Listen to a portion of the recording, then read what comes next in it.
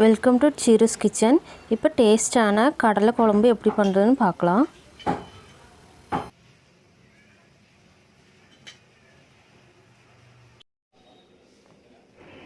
கடலையை நானும் ஒரு 8 மணி நேரம் ஊற வச்சு எடுத்திருக்கேன்.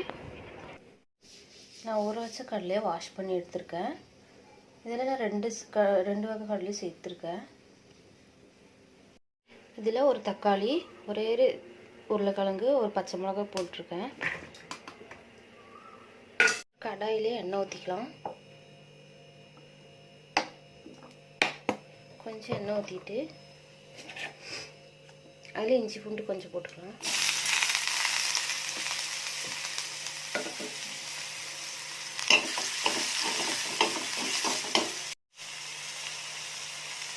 இப்போ பார்த்து நல்லா வதங்கிடுச்சு. கடலையிலே இது கொட்டிடலாம். இதில் தண்ணி ஊற்றிட்டு உப்பு போட்டு ஒரு நாலு விசில் போட்டுக்கலாம். தேவையான அளவு உப்பு போட்டுக்கலாம். கடலை வேகிற மாதிரி 4-5 விசில் போட்டுக்கலாம்.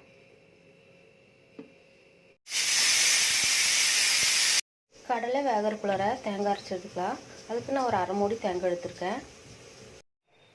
இப்போ இது கடலைலாம் வெந்துருச்சு. அதுக்கு தேவையான மசாலா சேர்த்திக்கலாம். 4 ஸ்பூன் தனியா, 1 ஸ்பூன் மிளகாய்த்தூள் போட்டு நல்லா வறுக்கலாம். கொஞ்சம் நல்லா சூடாகிடுச்சு பாருங்கள். இப்போ அது மசாலா சேர்த்திடலாம்.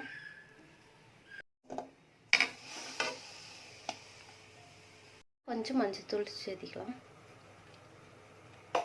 நல்லா மிக்ஸ் பண்ணி விட்டுணும். ஒரு 10 நிமிஷம் கொதிக்க விடலாம். இதில் கொஞ்சம் கருவேப்பிலை போட்டுக்கலாம். இது கொதிக்கிற டைமில் அரை ஸ்பூன் கரம் மசாலா போட்டுக்கலாம்.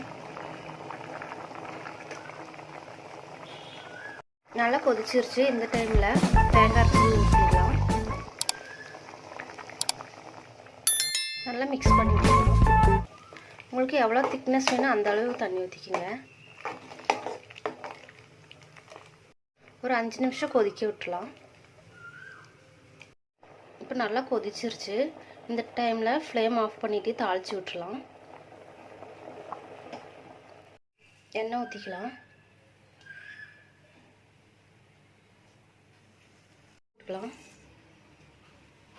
பொரிஞ்சதும் சோம்பு போட்டுக்கலாம்.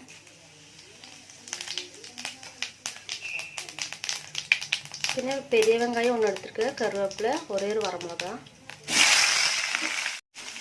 நல்லா மிக்ஸ் பண்ணிட்டு நல்லா வதக்கிட்டோம். இப்போ அந்த குழம்புல கொட்டிடலாம்.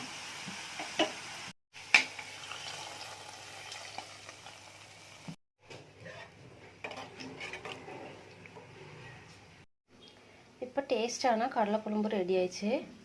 நான் போடுற வீடியோ உங்களுக்கு பிடிச்சிருந்தா ஷேர் பண்ணுங்கள், லைக் பண்ணுங்கள், கமெண்ட் பண்ணுங்கள். பக்கத்தில் இருக்க பெல் பட்டனை கிளிக் பண்ணுங்கள். அப்போ தான் நான் போடுற வீடியோ உங்களுக்கு நோட்டிஃபிகேஷனாக வரும். தேங்க்யூ.